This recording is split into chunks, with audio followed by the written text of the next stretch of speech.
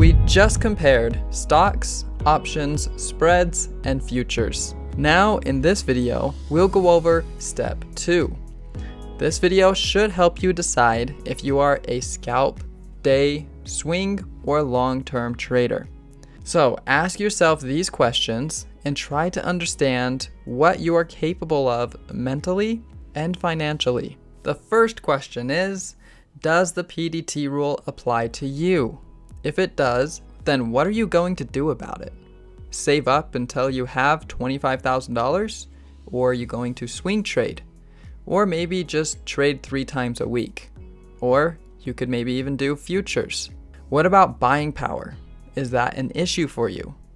With small caps, you can get more bang for your buck. Whereas with large caps, it can suck up a lot of buying power really fast. There is no right or wrong answer to this question. It is completely up to you. Next, what length of trades are you comfortable with? One way I like to look at this is, well, how do you drive on the freeway? Are you constantly weaving in and out of passing cars, right and left? Or do you just switch lanes occasionally? Or do you just get on the freeway and sit in one lane until you reach your destination? I think these 3 personalities have 3 different ways of thinking and levels of patience. Let's compare these 3 to traders.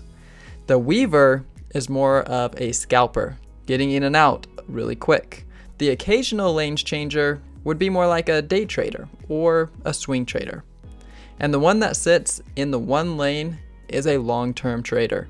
Obviously, the weaver isn't quite as patient as the person that sits in one lane. For that reason, the weaver would get bored in the same lane, and the person that sits in the one lane might get nervous to be weaving in and out of traffic. So what kind of driver are you? The third question correlates with the last question, which is, how patient are you? I'm talking about the kind of patience of how fast do you want to know the outcome of your trade. For example, my little brother would be perfectly fine watching the beginning of a movie, skipping the middle, and watching the end, just because he wants to know the outcome ASAP. A scalper gets to know the outcome ASAP. A swing trader has to watch the entire movie, and a long-term trader has to watch the entire series. You can also think of this with the equities. A small cap stock, momentum stock, tends to move faster, giving you a quicker outcome, whereas an option spread tends to take a bit longer to play out. It's all up to you and on your level of patience. The next question is, how much time can you put into trading? Is day trading the first hour the only free time you have? Or do you need to do futures because you won't be able to trade during market hours?